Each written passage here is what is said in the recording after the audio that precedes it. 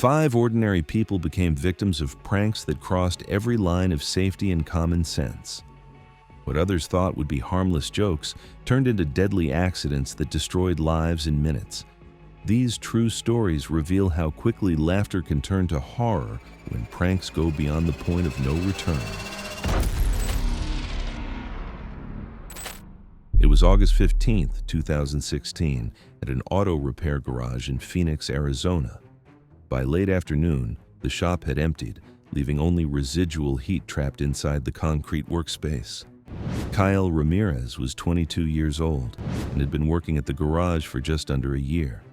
He handled basic detailing and cleanup tasks and was still learning the workflow of the body shop. Co-workers described him as quiet and cooperative, someone who avoided conflict and usually went along with suggestions from others. He rarely stayed late after shifts and did not socialize much with the rest of the crew. That Tuesday afternoon, Carlos Mendez approached Kyle during lunch. Carlos was in his early 20s and worked in the body shop section. He was known for filming short videos at work and posting them online, often experimenting with materials around the garage for attention. Carlos showed Kyle a short video of a white facial mask being peeled away in one piece to reveal smooth skin underneath. Carlos framed the idea as a harmless prank video. He told Kyle it would make a good birthday surprise video for someone Kyle had recently begun dating. Carlos claimed the product had been purchased online for $40 and insisted it was safe, describing it as similar to peel-off cosmetic masks sold in stores. Kyle was hesitant and said he wasn't interested in social media trends, but Carlos continued to downplay the risk and emphasized how simple it would be. After repeated reassurance, Kyle agreed to stay after closing. At 6 p.m., once the garage was empty, Carlos set up his phone on a tripod several feet away. Kyle tied a red bandana around his eyes and sat in a metal folding chair near the work area. Carlos brought out a small plastic container filled with a thick white paste and began applying it directly to Kyle's face. The substance felt cold at first as it was spread across his forehead, cheeks, and chin. Carlos then applied it around Kyle's nose and mouth, leaving only narrow gaps. Within several minutes, the paste began to warm and thicken. Kyle noticed it was becoming harder to breathe through his nose as the material stiffened and narrowed the openings. When he tried to breathe through his mouth, the paste had already started curing there as well, tightening across his lips and jaw. His breathing became shallow and strained. Carlos continued filming as Kyle stood up and tried pulling at the hardened material. His fingernails slid across the smooth surface without finding an edge. The compound had cured into overlapping layers that pressed tightly against his nose and mouth, severely restricting airflow. Kyle stumbled backward, knocking over a nearby toolbox and scattering tools across the floor. As Kyle's movements became uncoordinated, Carlos finally moved closer and attempted to peel the material away. The hardened shell cracked unevenly and resisted separation. The compound had cured faster than expected, forming a rigid seal that could not be removed by hand. Kyle collapsed to his knees as his breathing slowed and became irregular. Emergency services were contacted after several failed attempts to break the mask apart. Paramedics arrived approximately 12 minutes later and found Kyle unresponsive. He was transported to the hospital where the mask was fully removed. Imaging later confirmed severe hypoxic brain injury caused by prolonged oxygen deprivation. Kyle died 3 days later without regaining consciousness. The investigation determined that Carlos had used automotive body filler mixed with a hardening agent, not a cosmetic product. Phone footage recovered from Carlos's device documented the setup and application of the compound. Carlos Mendez was charged with involuntary manslaughter and later sentenced to 6 years in prison. In Phoenix, a fake beauty treatment became a death trap. But across the country in Detroit, family bonds would prove just as fragile when a cousin's idea of fun turned into something far more sinister. It was March 18, 2017. Evening temperatures in Detroit, Michigan dropped to 34 degrees under overcast skies. At an abandoned warehouse on the city's east side, the concrete interior had chilled to approximately 28 degrees. Jennifer Walsh, a 22-year-old single mother, was working the night shift at a 24-hour gas station. She had been doing this job for 8 months to support her daughter, Lily. Jennifer was quiet and kept to herself. She had no car and took 2 buses to get to work each night. That Saturday evening, Jennifer's cousin Kyle Walsh showed up at the gas station with 2 of his friends, Trevor and Devin. Kyle was 24 and worked construction when he could find jobs. He had always thought Jennifer was too trusting and easy to fool. Kyle had been unemployed for 3 weeks and was facing eviction from his apartment. The week before, he had asked Jennifer for a loan, but she refused, saying she could barely afford her own expenses. Kyle described the idea as a viral trustfall challenge meant for social media, claiming it would attract attention and views. Jennifer had little experience with online trends, and Kyle framed the video as a way for her to be noticed. The plan involved Jennifer standing on a platform roughly 12 feet high and falling backward, trusting Kyle and his friends to break the fall with mattresses placed below. Jennifer was hesitant and uncomfortable with heights, and the setup sounded risky. Kyle continued to pressure her, presenting the challenge as harmless and popular, with Trevor and Devin reinforcing that similar videos routinely gained traction online. After her shift ended at 11 p.m., Jennifer agreed to participate. The 3 men drove her about 15 minutes to an abandoned warehouse on the city's east side. Inside, Kyle showed her an old loading dock platform used years earlier for trucks, with several worn mattresses and cushions arranged on the concrete floor below, assuring her the setup was safe. Kyle positioned Trevor and Devin with their phones to film from different angles. He said they needed multiple camera views to make the video more dramatic. Jennifer climbed up onto the platform using a rusty metal ladder. The warehouse was filled with construction debris and broken glass scattered across the concrete floor. Jennifer could see that the mattresses below were visibly moldy and torn. The setup looked inadequate for such a height, but Kyle assured her it would be fine. Kyle told Jennifer to stand at the edge of the platform with her back to the drop. He said she needed to fall straight back and trust that they would catch her. As Jennifer prepared to fall, Kyle adjusted the placement of the mattresses to reposition the camera framing, reducing the padding beneath part of the drop zone. Jennifer fell backward as instructed, missed part of the padding below, and struck the concrete floor head first while her legs landed on the edge of one mattress. Jennifer lost consciousness immediately upon impact. Kyle, Trevor, and Devin rushed over, but Jennifer was unresponsive with visible head trauma. Trevor called 911 while Kyle attempted to reposition the mattresses. Paramedics arrived within 8 minutes and found Jennifer unresponsive with severe head trauma. She was pronounced dead at the scene from severe traumatic brain injury caused by the 12-foot fall onto concrete. Police recovered video footage from all 3 phones showing Kyle adjusting the safety equipment shortly before Jennifer's fall. Kyle Walsh was charged with involuntary manslaughter and sentenced to 12 years in prison. Trevor and Devin were each charged with reckless endangerment and received 4-year sentences. The medical examiner ruled the death a homicide caused by blunt force trauma from the fall. Detroit showed us how trust can be weaponized in abandoned places, but in sunny California, death would come not from isolation, but from a group of teenagers who mistook science for entertainment. It was July 22, 2018, at Riverside Park in Riverside, California. Families filled the picnic area that afternoon as summer heat settled over the open concrete walkways and shaded benches. Andrew Nguyen, a 17-year-old high school junior, was deeply interested in chemistry and rocketry. He was part of the school's science club and had several friends who shared his interests in chemistry. While some students found his enthusiasm intense, many respected his knowledge and often asked for help with science homework. Andrew lived in a small apartment with his parents, who both worked at a local electronics factory. They left for work before Andrew woke up and came home after he went to bed most days. Andrew spent most of his time alone, reading about chemistry and watching educational videos online. His dream was to study chemical engineering in college, but his parents could not afford tuition. That afternoon, Andrew was approached by Hunter Miller, a senior from his school who had never spoken to him before. Hunter was known for running a small YouTube channel focused on attention-grabbing stunts and experiments with just over 5,000 subscribers. He was actively looking for new content that could revive his declining view counts.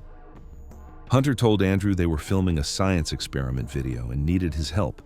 They said they had heard he was really smart with chemistry and wanted him to be in their video. Andrew had never been asked to participate in anything like this before. Hunter's recent videos had been drawing fewer views, and he had been studying other channels that regained attention by pushing increasingly risky experiments. He approached Andrew with the idea of filming a bottle-based science demonstration using common household materials, presenting it as educational content. Hunter emphasized that Andrew's explanations would make the video credible and interesting, repeatedly pointing out how knowledgeable he sounded on camera. The plan involved sealing reactive materials inside a 2-liter soda bottle to demonstrate pressure buildup. Andrew cautioned early on that certain combinations could become dangerous if confined. He explained that gas production inside a sealed container could escalate rapidly and unpredictably. Hunter acknowledged the warnings but minimized the risk, encouraging Andrew to continue while adjusting the setup to make the reaction more visually impressive. As the experiment progressed, Andrew became increasingly uneasy. The bottle began warming faster than expected, and faint hissing noises emerged from the cap area. Andrew recognized these signs as indicators of dangerous pressure accumulation and suggested stopping the reaction. Hunter dismissed the concern, telling Andrew the buildup was exactly what made the demonstration interesting and urging him to proceed. Andrew attempted to reduce the risk by handling the bottle carefully and trying to slow the reaction. The internal pressure continued increasing, driven by gas production inside the sealed container. The plastic walls of the bottle began to deform slightly under stress. Andrew warned again that the bottle could fail without warning and suggested stepping back to create distance. Hunter continued filming and encouraged Andrew to keep holding the bottle so the reaction would be clearly visible on camera. The pressure reached a critical point. Without further warning, the bottle ruptured violently in Andrew's hands. Plastic fragments and liquid were propelled outward at high speed. Andrew collapsed immediately. He suffered severe blunt force and penetrating injuries to his face, neck, and upper chest from the shrapnel. Blood pooled rapidly on the ground as he lost consciousness within seconds. Hunter froze momentarily before calling emergency services. Paramedics arrived within approximately 6 minutes and found Andrew unresponsive with catastrophic traumatic injuries consistent with a high-pressure container rupture. Despite resuscitation efforts, he was pronounced dead at the scene. The cause of death was determined to be fatal trauma resulting from the bottle explosion. Investigators later recovered deleted video footage from Hunter's phone, showing the setup and escalation of the experiment. The footage documented Andrew's repeated warnings and Hunter's encouragement to continue for the sake of the video. Hunter was charged in juvenile court with involuntary manslaughter. He received a sentence of detention until the age of 21, the maximum allowed under juvenile sentencing guidelines. We got 2 more horrific prank deaths ahead. Make sure you subscribe to see how far these deadly jokes can go. You won't believe the final 2 stories. It was November 12, 2015, inside a downtown office complex in Cleveland, Ohio. After business hours, the building was largely empty, with only security patrols and overnight cleaning staff moving through its quiet hallways. Kieran Moss, a 24-year-old janitor, was working his usual night shift at the Meridian office complex. He had been doing this job for 6 months to pay off his student loans while studying accounting through online courses. Kieran was quiet and kept to himself. He sent most of his paycheck to his sick mother in Korea. Kieran had no friends at work and rarely spoke to anyone during his shift. He ate his dinner alone in the break room and listened to accounting lectures on his phone while he cleaned. The other employees barely noticed him moving through the building each night. Kieran had been working overtime shifts whenever possible, sometimes staying until 8 a.m. to clean additional floors. He was saving every dollar to bring his sick mother from Korea to the United States for medical treatment. That Thursday evening, two security guards decided to play a prank on Kieran. Blaze Cortez and Ryder Stone were both in their 30s and had worked building security for several years. They had been watching Kieran's routine for weeks and knew he always took the elevator to the 8th floor around 10 p.m. to clean the executive offices. Blaze proposed jamming the elevator between floors and leaving Kieran trapped temporarily as a joke. Ryder agreed, saying it would be funny to see how Kieran would react to being trapped. They planned to use the emergency override panel to stop the elevator between the 8th and 9th floors, then come back later to rescue him and act like heroes. The building's elevator system was an older model with outdated safety protocols. Maintenance records later showed several top-of-car safety interlocks had been disabled during prior servicing and never restored. At 10:15 p.m., Kieran entered the elevator with his cleaning cart as usual. The guards waited until the elevator reached the 8th floor, then used their override access to stop it between floors. The elevator car was now suspended about 4 feet below the 9th floor landing. Kieran pressed the emergency button and called out, but the guards had turned off their radios temporarily. He did not know the elevator stoppage was intentional and assumed it was a mechanical failure. After 20 minutes of being stuck, believing it was the only way out, Kieran decided to try climbing through the ceiling hatch. The guards heard noise from the elevator shaft, but continued watching on security monitors. Kieran managed to open the ceiling hatch and pull himself up onto the top of the elevator car. The shaft was dark, and he could barely see the cables and machinery above him. He tried to climb toward the 9th floor opening to get help. While Kieran was on top of the elevator car, Blaze used the override panel to restart the elevator, knowing Kieran had exited the car but failing to verify his position before reactivating the system. Blaze activated the elevator without checking if anyone was on top of the car. The elevator resumed normal programmed movement toward the 9th floor. Kieran was caught between the rising elevator car and the concrete ceiling of the shaft. The car continued its programmed movement, crushing him in the narrow space above. The elevator stopped automatically when it reached the 9th floor, but Kieran was trapped in the narrowing space between the elevator car and the concrete ceiling of the shaft. The guards heard a loud crash and realized something had gone wrong. They rushed to the elevator and found the car had reached the 9th floor normally, but Kieran was not inside. Ryder discovered Kieran's body crushed above the elevator car. Blaze called for emergency help while claiming they had found the elevator malfunctioning. It took rescue workers 30 minutes to lower the elevator car and extract Kieran's body. He had died from crushing injuries to his chest and head. Building maintenance records showed the elevator had been functioning normally before the guards' intervention. Security footage revealed their use of the override system and the restart command that caused Kieran's death. Both guards were charged with involuntary manslaughter. Blaze Cortez received an 8-year prison sentence for reactivating the elevator without verifying Kieran's position. Ryder Stone received 5 years as an accomplice. Building management later faced regulatory penalties and civil action for allowing security personnel unsupervised access to elevator controls and failing to correct known safety deficiencies. Cleveland proved that workplace pranks can turn machinery into weapons. But our final story takes us to a backyard pool where the deadliest deception would be the simplest: a lie about what lay beneath the water's surface. It was September 9th, 2017, when evening temperatures in Scottsdale, Arizona reached 84 degrees under clear desert skies.